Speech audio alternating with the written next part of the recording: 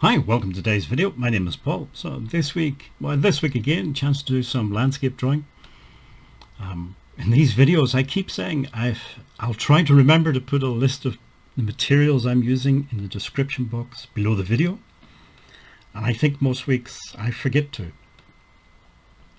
But actually most weeks it's the same sort of materials I'm using.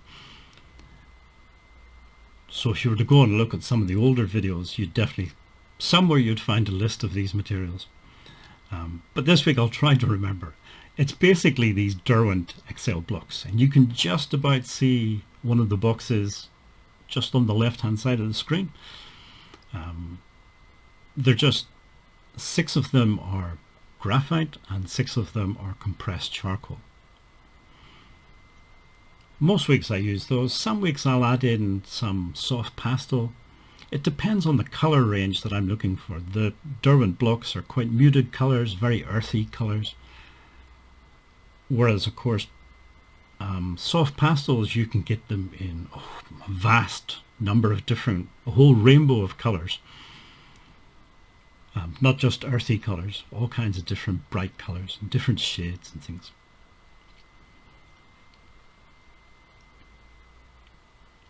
So as I say, I'll try to remember to put a list of materials, but most weeks it's similar sort of thing. I mentioned in a Patreon video last week, and also the newsletter I do each week, that last Friday, St. Patrick's Day, March the 17th, was an anniversary for me. It's 4 years since I got back into art. And I do remember it was St. Patrick's Day just because I had a day off work and things, so that's how I remember the exact day.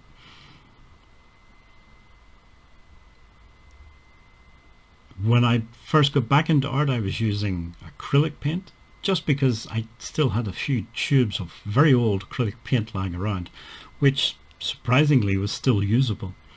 And I think I had 1 or 2 old canvases.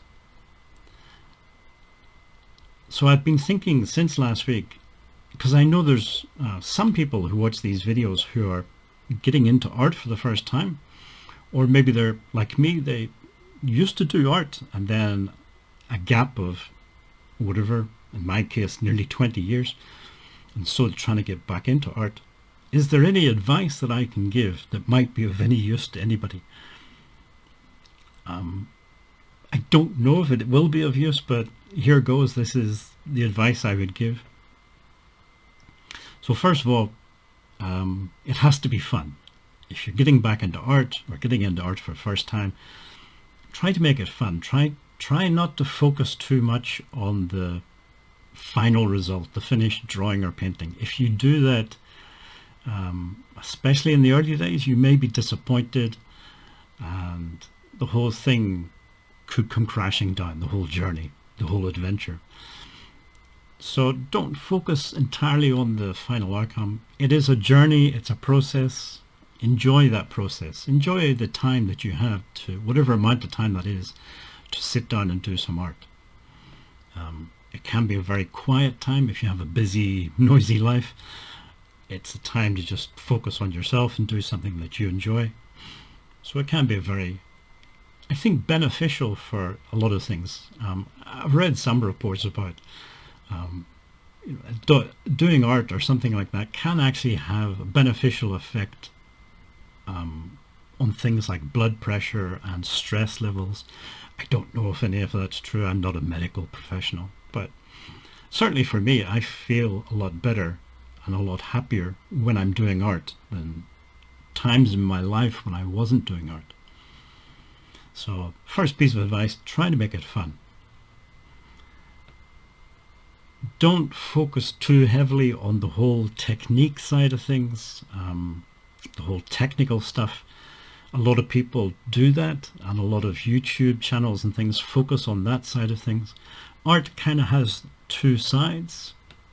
There's the creative side, and then there's the technical side. And sometimes I think when people are getting started, they focus too much on the technical stuff and kind of forget or ignore the creative side of things. But I would say for a lot of people, one of your main driving forces for getting into art is the creative side. It's not the technical side.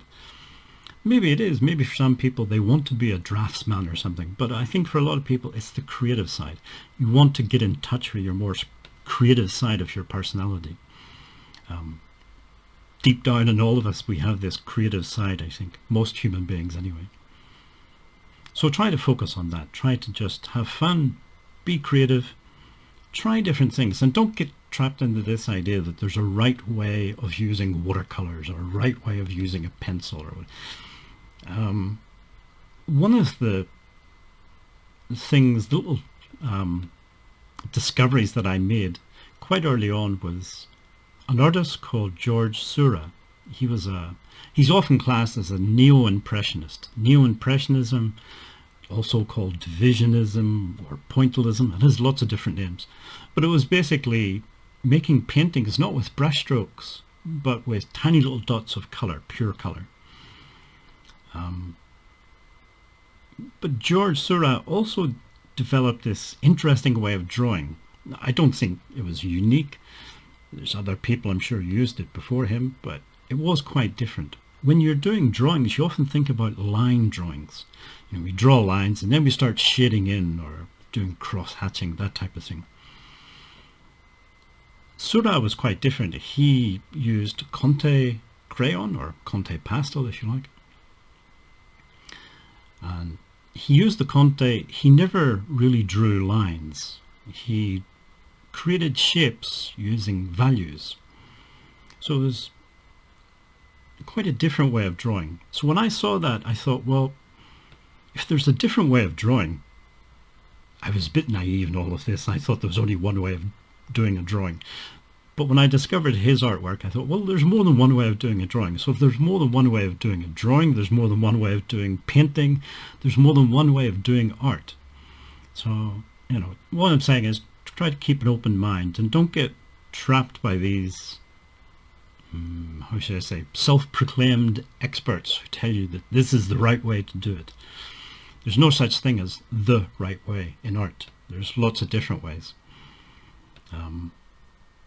Art isn't like science or engineering. You know, in engineering, if you want to build a bridge, there are rules that you have to follow. There are rules because the bridge obeys the rules of physics, i.e. gravity. And if you don't follow those rules, the bridge will fall down. Art isn't like that. Anything goes, really, at least in my opinion. Some people try to invent rules for art and try to put people into straitjackets, but I'd say be creative, focus on the creative side, have fun, don't be afraid to experiment and try different things. If it doesn't work out, it doesn't work out. You try again. That's part of the whole process and part of the fun of doing art. Anyway, as I say, I don't know if this advice is useful, but that's sort of some little bit of advice that I would give people. Let's say, just have fun. If you made it this far in the video, thank you for watching, thank you for listening, and hopefully see you in next week's video.